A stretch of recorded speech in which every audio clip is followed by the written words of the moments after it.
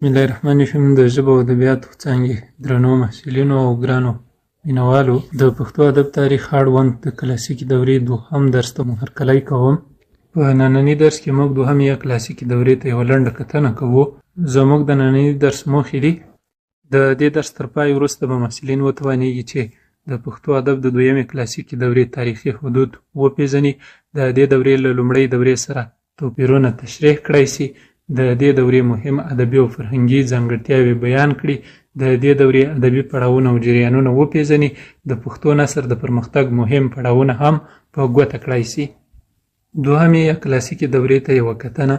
د کلاسیکي دورې پېژندنه: د پښتو ادب دویمه یا منځنۍ یا کلاسیکه دوره پیل یې له 10مې هجري پیړۍ څخه کېږي، یا د 10مې هجري پیړۍ له نیمایي نه یا له لومړۍ، دوهمې او درېیمې لسیزې څخه، او پای د 14مې هجري پیړۍ تر لومړۍ نیمایي یا هم تر لومړۍ لسیزې یا هم تر لومړیو کلونو یا شلیزې پورې دوام کوي.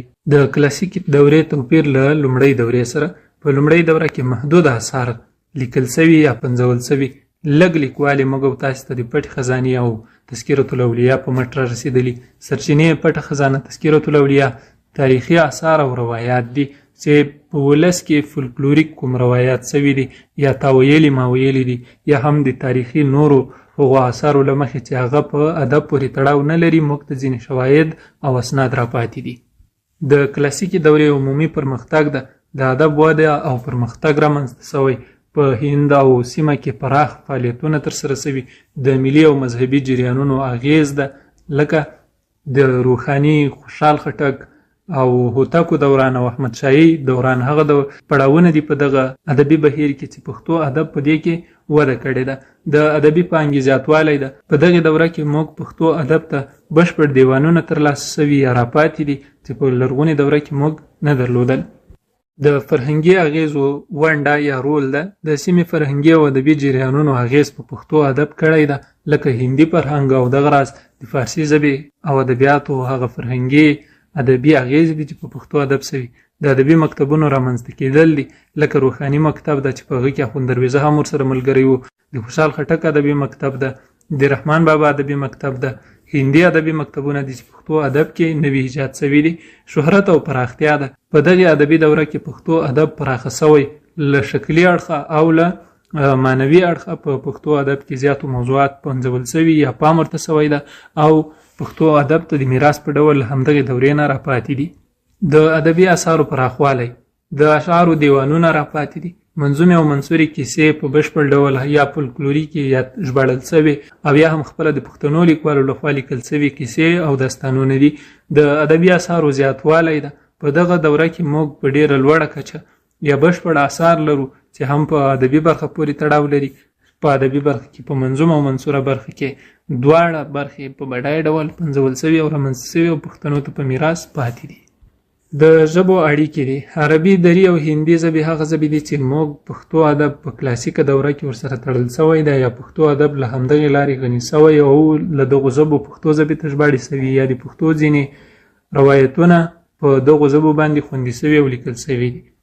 ژباړې زیاتې سوي دي، له عربي ژبې نه زیاته ژباړه سوي، له فارسي ژبې نه زیاته ژباړه سوي دي. بېلګې په توګه موږ د قصیده برده ژباړه یادولی سو چې دا د اخوند درویزه لخوا سوې وه، یا هم د سعدي د ګلستان ژباړه چې په پښتو کې ګلدسته عبدالقادر خان خټک کړې وه.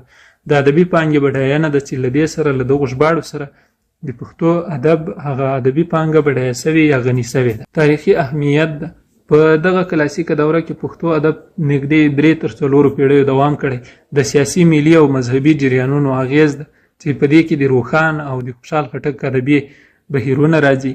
د ادب د ځوانۍ پړاو ده. په دې دوره کې د پښتو ادب چې له لرغونې دورې موږ ته کوم محسوس څه نه دي راپاتې یا بشپړ اثار نه دي ترلاسه سوي، نو په دغه دوره کې پښتو ادب داسې اثار وموندل یا یې ترلاسه کړل چې هغه بشپړ دي، هم د هنر له مخې، هم د منځپانګې له مخې، او هم د ژبې لپاره ګټور دي. نو ځکه دلته پښتو ادب د ځوانۍ یوې نوې پړاو ته داخل سوی ده. د ادبي سبکونو رامنځته کېدل دي. په دې دوران کې د روحاني ځان ته یو سبک، خوشحال خټک ځان ته یو سبک درلود، دغه راز رحمان بابا، حمید مومند او نور هغه لیکوال چې له دوی نه وروسته تېر سوي دي، لکه د هوتکو دوران ده یا هم احمد شاهي دوران ده. د دوی لیکنې خپل سبکونه او خپلې ځانګړنې لري. د کلاسیکي دورې پړاوونه. ادبي تاریخ لیکونکي دا دوره په دوو پړاوونو ویشي. لومړی پړاو روحاني او عرفاني نهضت، دویم پړاو خوشحال خټک او کورنۍ رحمان بابا، حمید مومند او شیدا سیدا د نازکخیالۍ هندي ادبي مکتب و. د نثر پرمختګ لومړی پړاو. بایزید روښان په 983 هجري قمري کال وفات شوی ده. دی د مسجع نثر بنسټګر و او اخوند درویزه سیدی په 1028 کال وفات شوی. ده هم د پیر روښان لار نیولې او همغه مسجع نثر ته وده ورکړې یا خپلې لیکنې په مسجع نثر خوندي کړي دي. د مسجع نثر آثار. خیرالبیان د بایزید روښان اثر ده چې د همدغه اثر په رامنځته کېدو سره پښتو ادب ته مسجع نثر لاره پیدا کړه.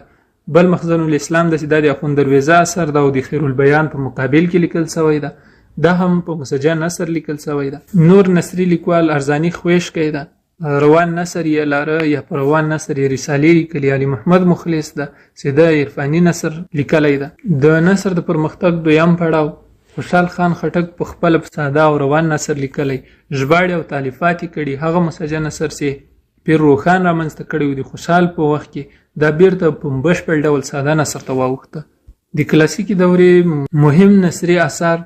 بیاض د خوشحال خټک اثر ده. تاریخ مرصع د افضل خان خټک اثر ده او دغه راز دستارنامه ده چې دا په 1080 کال خوشحال خټک په زندان کې لیکلې.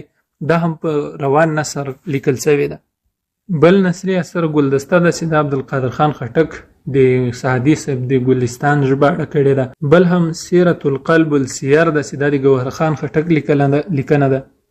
تاریخ مرصع چې مخکې مو هم یادونه وکړله، کلیله و دمنه، ځانګړنې دي، سادګي ده، رواني ده، ولسي محاوره ده.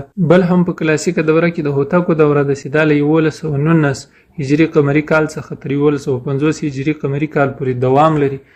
زرینه دوره ګڼل کېږي او دغه راز د نثر چټک پرمختګ په دغه پړاو کې شوی ده. له هوتکو څخه راپاتې اثر نافع المسلمین ده چې د دې لیکوال ملا نور محمد غلجی ده. بل هم پټه خزانه ده چې د پښتو ادب لپاره تر ټولو ارزښتمن اثر ده چې د دې لیکوال محمد هوتک 1142 هجري قمري کال دی. د کلاسیکي دورې بل پړاو یا مهمه دوره هغه د احمدشاه بابا دوره ده. د نثر پرمختګ دوام کړی ده. مهم اثار فتاوی احمد شاهي ده. د احمدشاه بابا د اشعارو پښتو شرح ده چې دا خان علوم کړي. او بل هم معرفت الافغاني ده چې د پښتو ژبې لومړی ګرامري اثر ګڼل کېږي او لیکوال پر محمد کاکړ ده چې د احمدشاه بابا کورنۍ او اولادونو ته په دې باندې پښتو ژبه تدریسوله. د معاصر ادب پیل ده. د کلاسیکي دورې په وروستیو یا د 14مې هجري پیړۍ په پیل کې معاصره دوره پیلېږي. د نوې ادبي دورې لپاره زمینه برابره شوه. دغلته چې کوم تغیرات او بدلونونه پیښ شول ټولنیز، سیاسي او فرهنګي، د دې سره د معاصرې دورې د پیل لپاره زمینه برابره شوه. په معاصره دوره کې نثر له پیچلي نه ساده توب ته راووته. د ولسي ژبې کارول پیل شو. د محاورو او متلونو استعمال زیات شو. په معاصر نثر کې د عامه پوهاوي هڅه وشوه. د خلکو د پوهونې لپاره لیکنې وشوې. ساده او عام فهمه سبک رامنځته شو. د کلاسیکي دورې وروستي اثر غونچه روه ده چې نور محمد نوري لیکوال ده. بل هم پښتو گنج ده چې د دې لیکوال مولوي احمد ده.